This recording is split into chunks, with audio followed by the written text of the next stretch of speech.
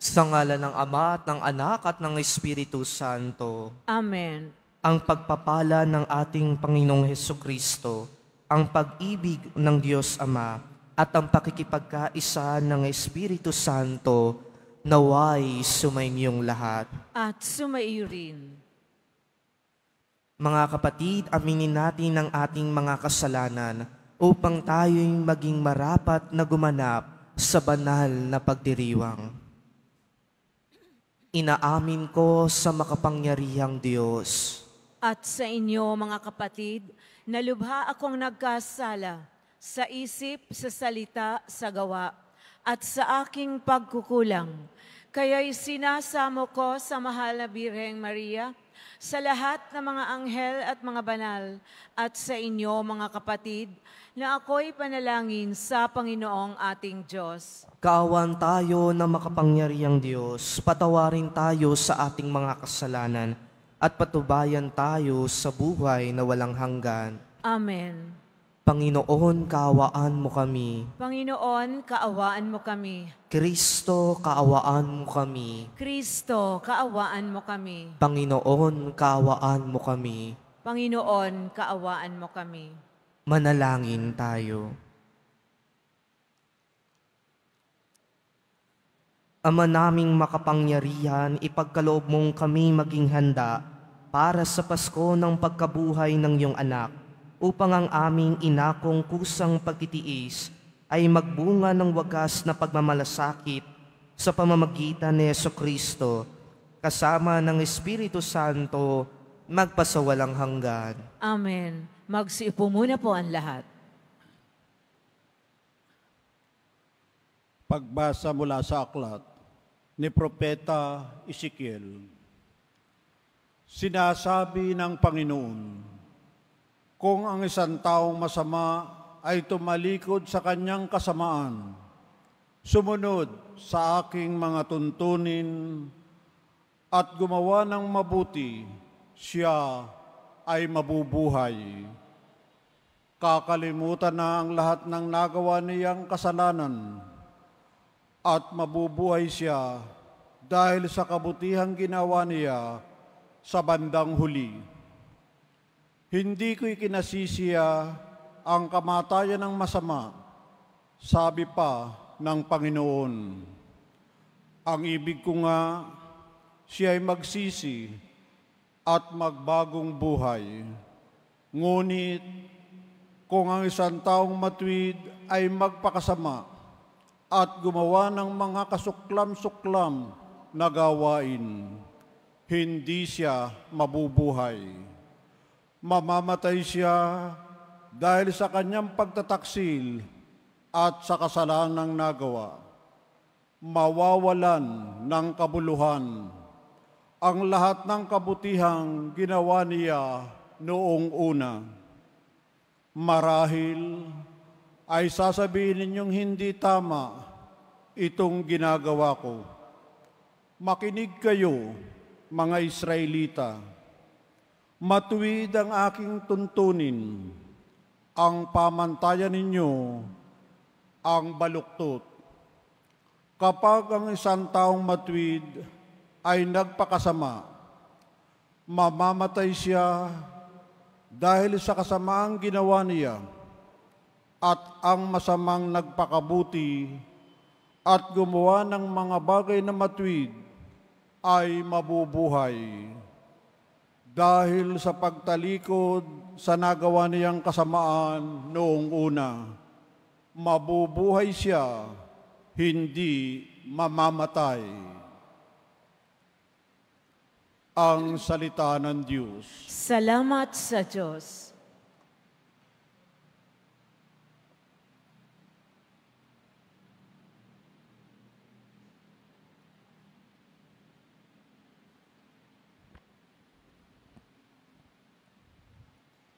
Hiling nami iyong limutin, tanang kasalanan namin.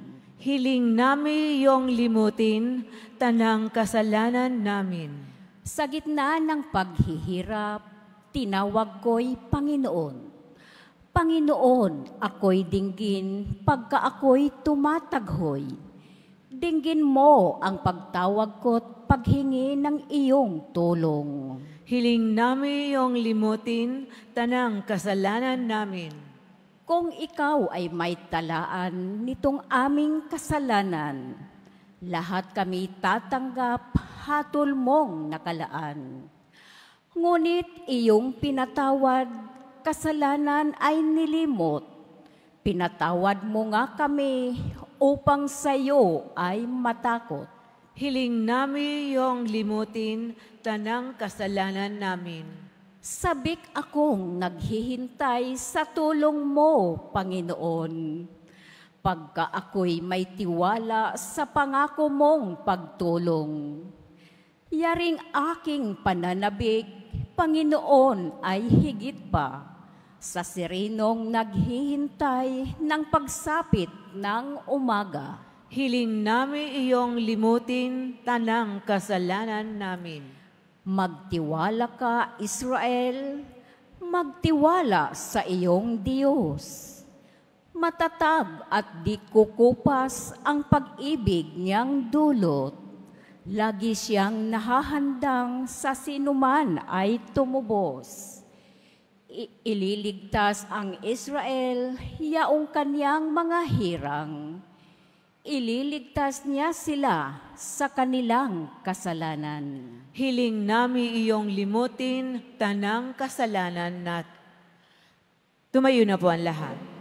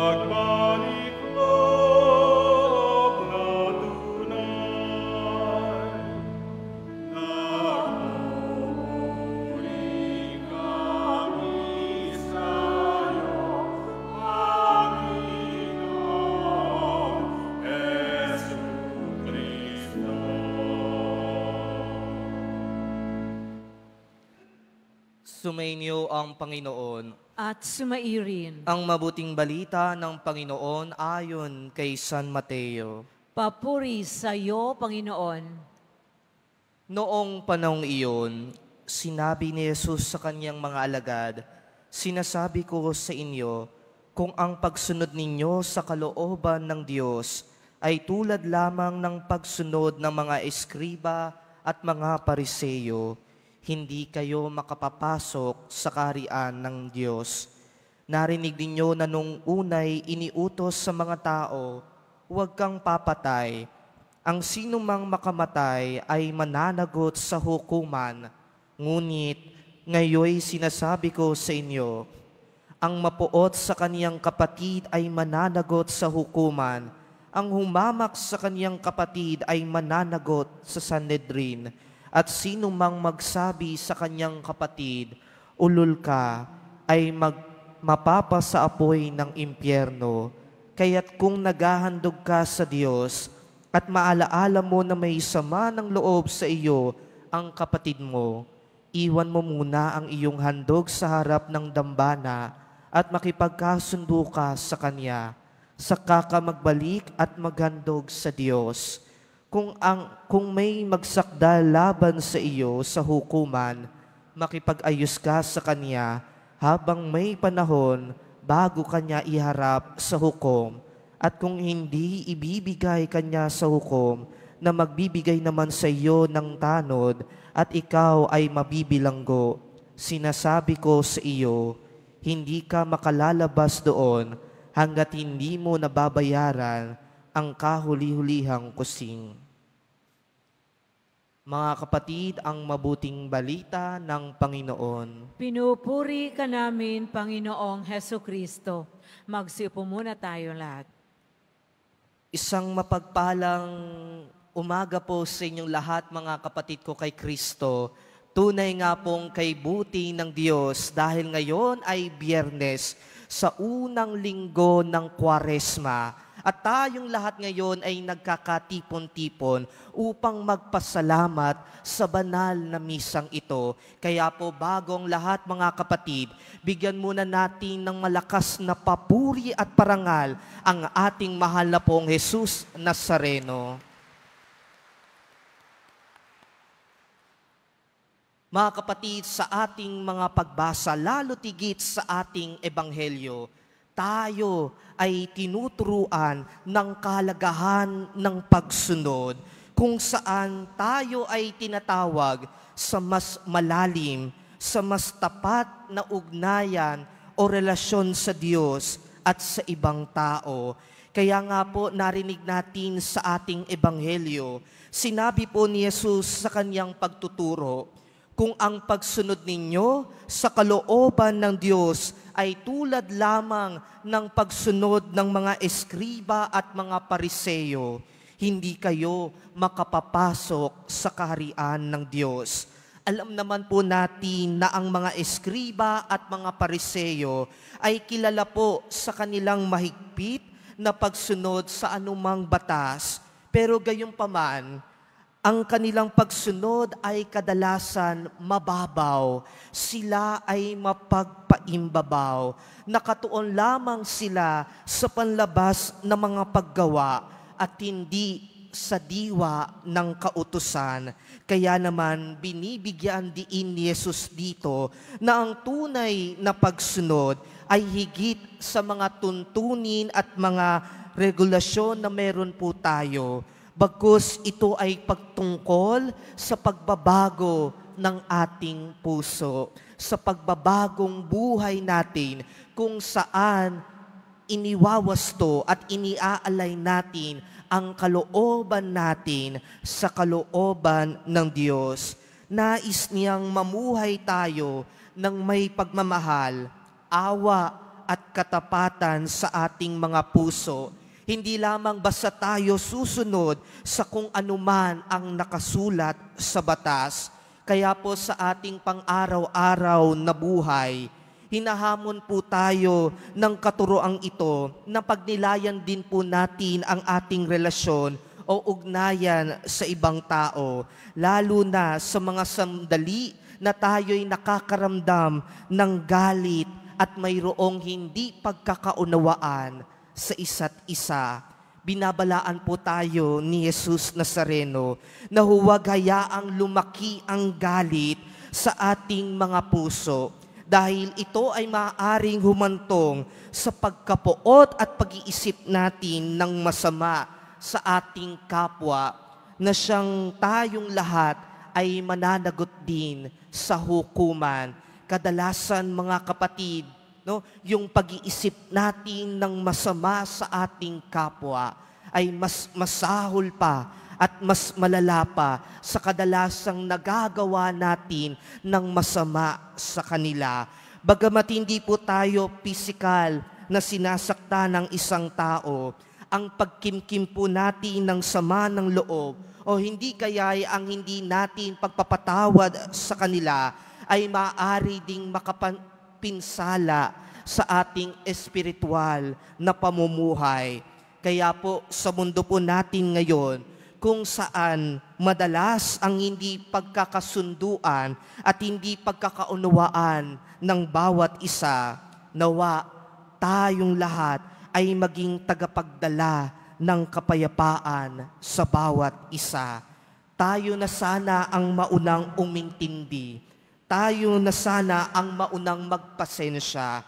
Tayo na sana ang maunang magpatawad. Nang sa gayon, mapanatili po natin ang maayos at magandang relasyon na mayroon po tayo sa ating kapwa. huwag na po tayong magmatigas. Huwag na po nating pairalin ang ating pride. Nang sa gayon, pag-ibig ang siyang mangibabaw sa bawat isa.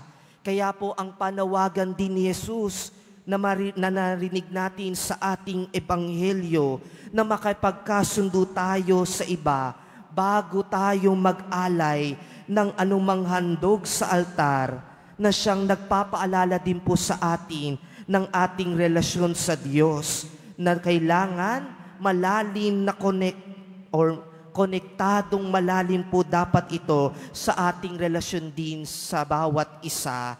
Gaano man po tayo magdasal, gaano man tayo nagdedebosyon, gaano man tayo gumagawa ng isang bagay para kay Jesus Nazareno, kung ayaw naman po natin magpatawad o makipagkasundo sa ating kapwa, ang ating puso ay hindi ganap na nakaayon sa kalooban ng Diyos. Hinihiling po sa atin ng katuruan po ni Jesus Nazareno na unahin po lagi ang pakikipagkasundo sa ating kapwa sa pang-araw-araw nating buhay upang lagi nating mahanap ang kapayapaan, ang kapatawaran at ang kaayusan sa mga nasirang relasyon.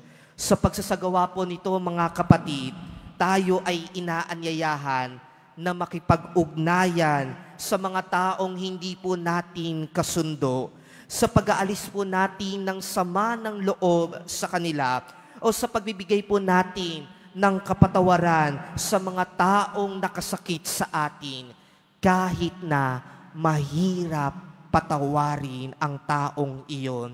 Ito po'y nangangahulugan na ang pamumuhay sa paraang nagpapakita ng pag-ibig ng Diyos ay hindi lamang sa kung paano tayo kumikilos, kundi sa kung paano din natin iniisip, nadarama at nakikipag-ugnayan sa ibang tao. Kaya nga po ang ebanghelyo po natin ngayon ay tumatawag sa atin na tumingin hindi lamang sa panlabas, kundi sa panloob din, upang mas mapalalim pa ang ating relasyon sa Diyos at sa isa't isa. Ito ay isang tawag po sa ating integridad, kung saan tayong lahat ay tinatawagan upang mamuhay or upang isabuhay ang ating pananampalataya ng may katapatan, ng may kababaang loob, at ng may kapayapaan sa ating puso. Naway magsumikap tayong lahat na mamuhay sa kabuuan ng pagsunod na ito, na nagpapahintulot sa pag-ibig ng Diyos, na baguhin ang ating mga puso at ating relasyon sa bawat isa sa pang-araw-araw nating pamumuhay. Kaya po bilang pagtatapos po, mga kapatid, may gusto po kong ibahaging kanta sa inyo. Ire-recite ko na lang po at hindi ko na lang po kakantahin. Sana'y pag-ibig na lang ang isipin ng bawat isa sa mundo. Sana'y pag-ibig na lang ang isipin. Sana'y magkatotoo. Sana'y laging magmahalan. Sana'y laging magbigayan. Kaya po, mga kapatid ko kay Kristo, nawa sa bawat pagsunod at sa paggawa po natin, pag-ibig nawa lagi ang siyang nag-uudyok sa atin. Amen.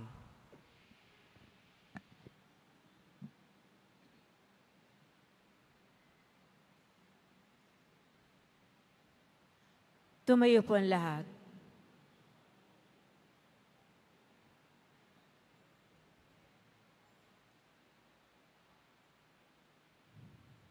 Minamahal kong mga kapatid, labis ang pagkabigo at pagkamuhing namamagitan sa mga tao, labis na pagtatalo-talo at pag-aaway. Hilingin natin sa Diyos na pagkalooban tayo ng kapangyarihan na maging tagapaghilom. Sa bawat panalangin po ang ating itutugon.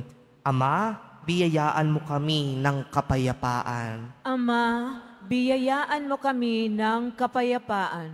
Ang simbahan naway maging kasangkapan ng pagkakasundo, pagpapatawad, pagpapagaling, at pagkakaisa ng mga tao at bansang nakikipagdigmaan. Manalangin tayo. Ama, biyayaan mo kami ng kapayapaan. Ang mga pinuno ng pamahalaan naway magpasimula ng mga proyektong magtataguyod ng katarungan, kapayapaan at pagkakaisa sa mga tao. Manalangin tayo. Ama, biyayaan mo kami ng kapayapaan.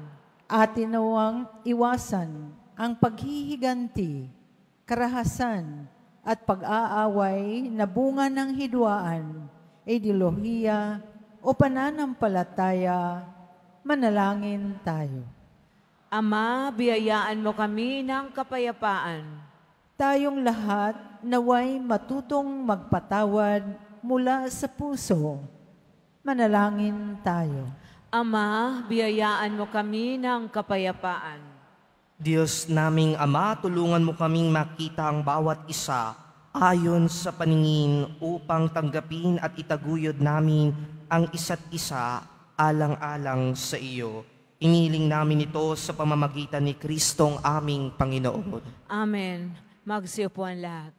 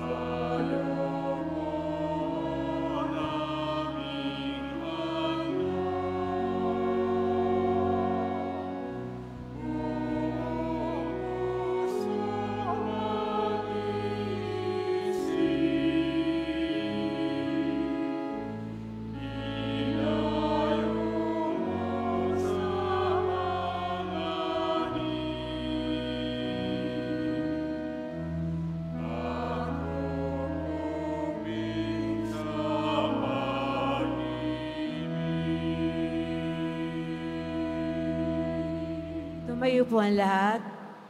Manalangin kayo mga kapatid upang ang pag-aain natin ay kalugdan ng Diyos amang makapangyarihan. Tanggapin nawa ng Panginoon itong paghahain sa iyong mga kamay sa kapurihan niya at karangalan sa ating kapakinabangan at sa buong sambayanan niyang banal. Ama naming lumikha, tanggapin mo ang aming mga alay na niloob mong magdulot ng iyong pakikipagtipan upang ito ay aming mapakinabangan bilang tagapagbigay ng iyong paglingap at pagmamahal sa pamamagitan ni Jesucristo, kasama ng Espiritu Santo, magpasawalang hanggan. Amen. Sumainyo ang Panginoon. At sumaiyo rin. Itaas sa Diyos ang inyong puso at diwa. Itinaas na namin sa Panginoon. Pasalamatan natin ang Panginoong ating Diyos. Marapat at siya ay pasalamatan. Ama naming makapangyarihan, tunay ngang marapat na ikaw ay aming pasalamatan sa pamamagitan ni Jesucristo na aming Panginoon.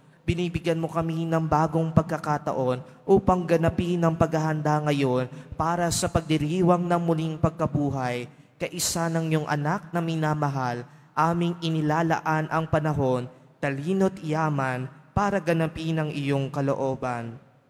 Na ang kapwa-tao ay lubos na damayan sa pagdiriwang namin sa aming pagsilang bilang mga kaanib ng iyong sambayanan, kami iyong pinagkakamit ng katayuang ganap sa pagtatangkilik, kaya kaisa ng mga anghel na nagsisiawit ng papuri sa iyo ng walang humpay sa kalangitan, kami nagbubunyi sa iyong kadakilaan.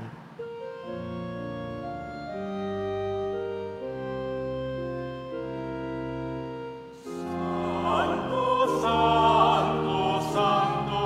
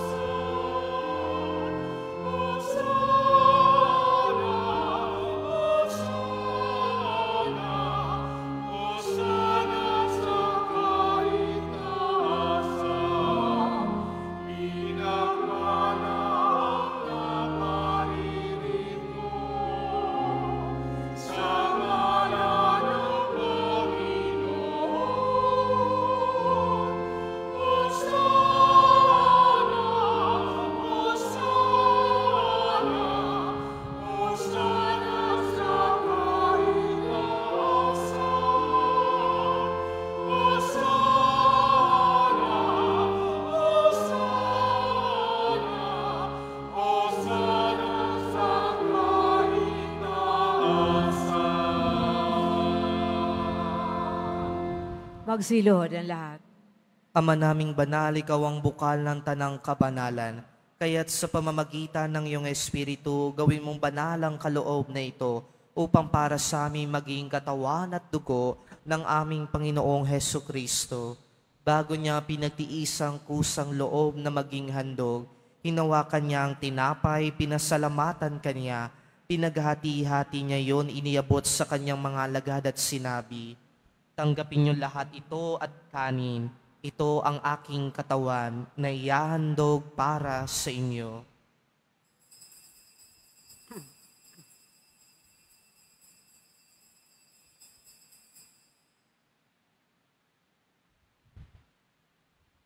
Gayon din naman nung matapos sa hapunan, hinawakan niya ang kalis, muli kanyang pinasalamatan, iniabot niyang kalis sa kanyang mga alagad at sinabi, "Tanggapin niyo lahat ito at inumin. Ito ang kalis ng aking dugo, ng bago't walang hanggang tipan. Ang aking dugo na ibubuhos para sa inyo at para sa lahat sa ikapagpapatawad ng mga kasalanan. Gawin ninyo ito sa pag-alaala sa akin."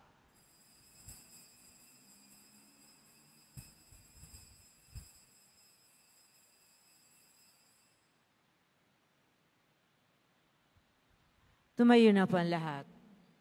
Ipagbunyi natin ang misteryo ng pananampalataya.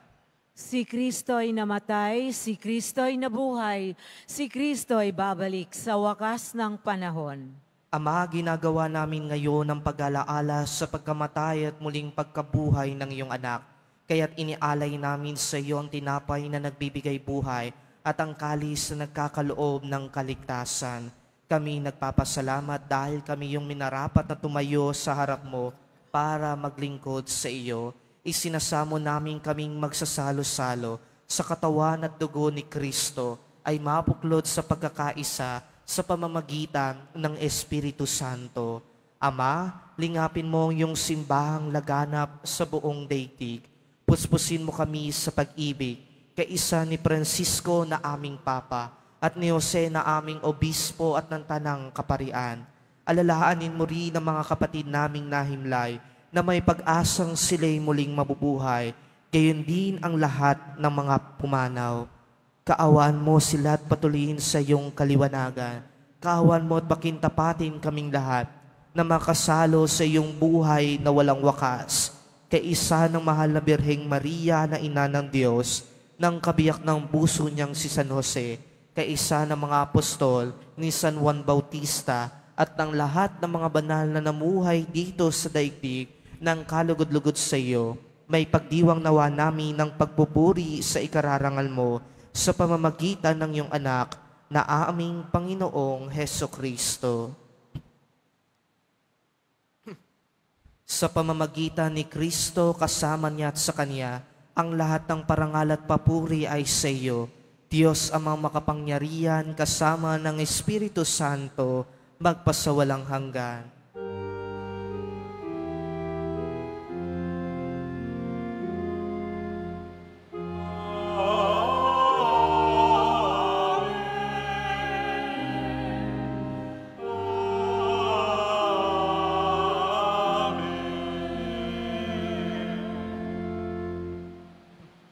Sa tagubilin ng mga nakagagaling na utos sa turo ni Jesus na Panginoon natin at Diyos, ipahayag natin ang lakas loob.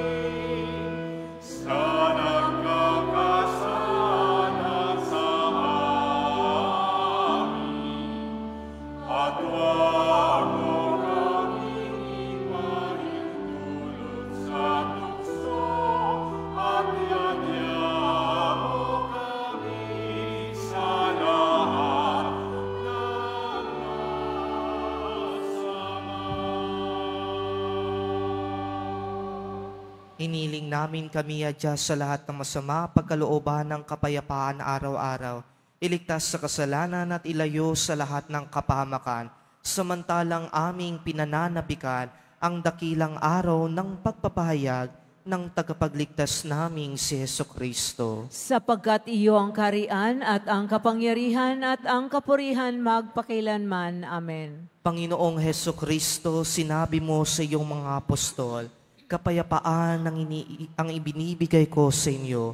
Tungayan mo ang aming pananampalataya at huwag ang aming mga paulit-ulit na pagkakasala.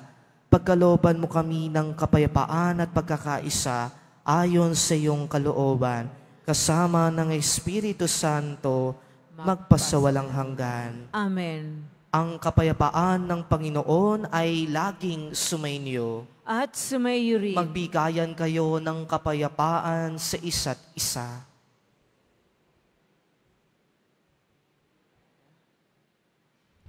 Kordero ng Diyos na nag-aalis ng mga kasalanan ng sanlibutan, maawa ka sa amin. Kordero ng Diyos na nag-aalis ng mga kasalanan ng sanlibutan, maawa ka sa amin. Kordero ng Diyos na nag-aalis ng mga kasalanan ng sanlibutan, ipagkaloob mo sa amin ang kapayapaan.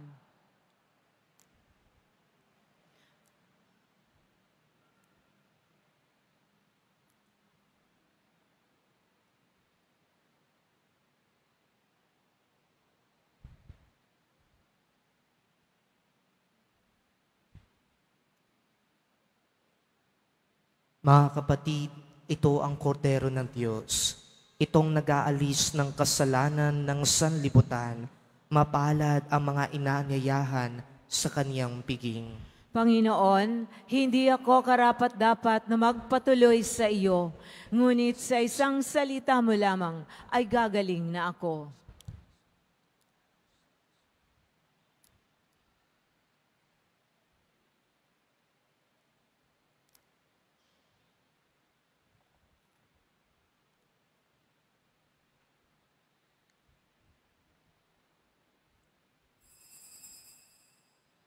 Para sa lahat ng tatanggap ng banal na komunyon, sasagot po tayo ng amen pagkasabi ng pari o ng lay minister ng katawan ni Kristo at isubo agad sa bibig bago umalis sa harapan ng pari o lay minister. Sumunod po tayo.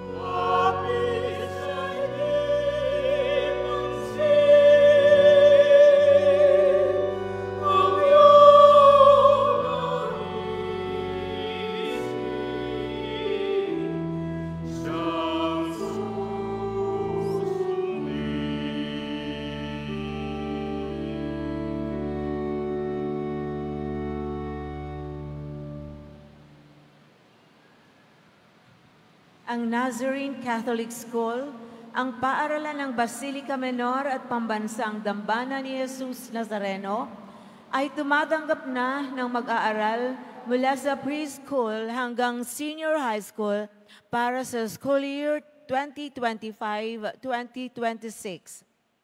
Sa mga mag-aaral na papasok para sa grade 1 at grade 7, ang paaralan po ay magbibigay ng libreng mga libro sa darating na pasukan. Meron din pong academic discount sa mga mag-aaral na kabilang sa top 10 na papasok ng grade 1 at grade 7. May matatanggap na 13,000 ESC subsidy ang mga grade 7 na patuloy na matatanggap hanggang sa sila ay makarating ng grade 10. Bukod pa po dito, ang lahat ng mga mag-aaral na papasok bilang grade 11 mula sa public school ay maaari pong mag-enroll ng libre at wala nang babayaran hanggang sa siya ay makatapos ng senior high school. Para sa karagdagang impormasyon, tulong pang edukasyon pinansyal, diskwento at mga scholarship, maaari kayong mag-message sa The Nazarene Catholic Schools Facebook page o tumawag sa mga numero na nakapaskil sa ating LED screens.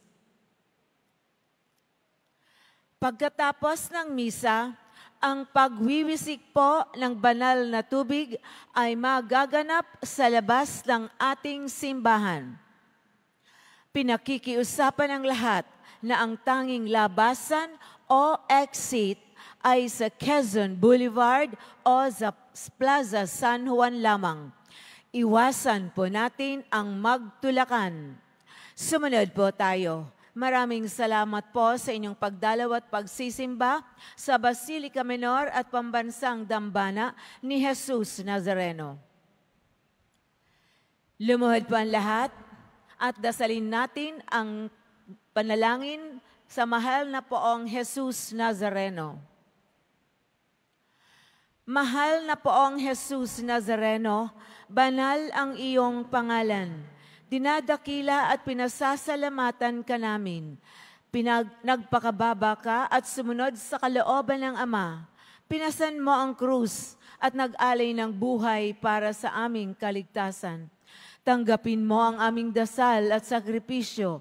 Itulot mo na kaming sumasamo ng buong katapatan at pagmamahal, magbahagi ng mabuting balita, magsisi at itakwil ang kasalanan at masama, at maghatid ng awa at kapayapaan sa aming kapwa. Ipinagkakatiwala namin sa iyo ang lahat-lahat sa amin.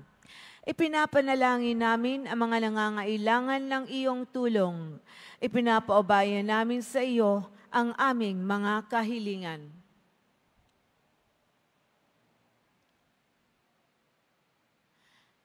Itong aming pagdedebosyon at panata ay lalo nawang magpalapit sa amin sa iyo at sa aming kapwa, upang nagmamahal at nagkakaisa kaming magtaguyod ng iyong kaharian dito sa lupa hanggang sa langit, na aming tunay na tahanan, kung saan naghahari ka sa kaluwalhatian, magpas sa walang hanggan.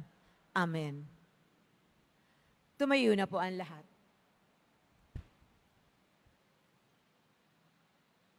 Manalangin tayo.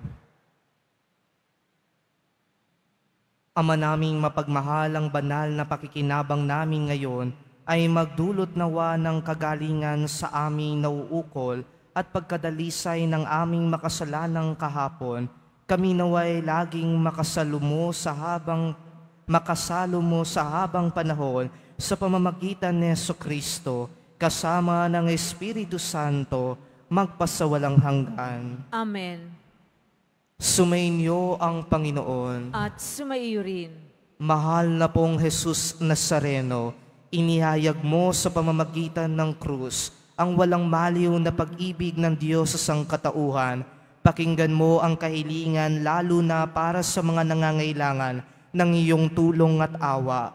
Makamtanawa namin ang iyong kasagutan na may utang na loob na tinatanaw. Basbasan din po ninyo itong mga imahen at dasalan upang lalo kaming manalangin at magtiwala. Sa pamamagitan ng bendisyon na ito, naway lalo kaming maging mapaglingkod, masunurin at tapat sa iyo, na aming malwalhating Panginoon, magpasawalang hanggan. Amen. At pagpalain nawa kayo ng makapangyarihan at mapagmahal na Diyos, Ama, Anak, at Espiritu Santo. Amen. Humayo kayong mamayapa, taglay ang pag-ibig ng mahal na pong Jesus Nazareno. Salamat sa Diyos.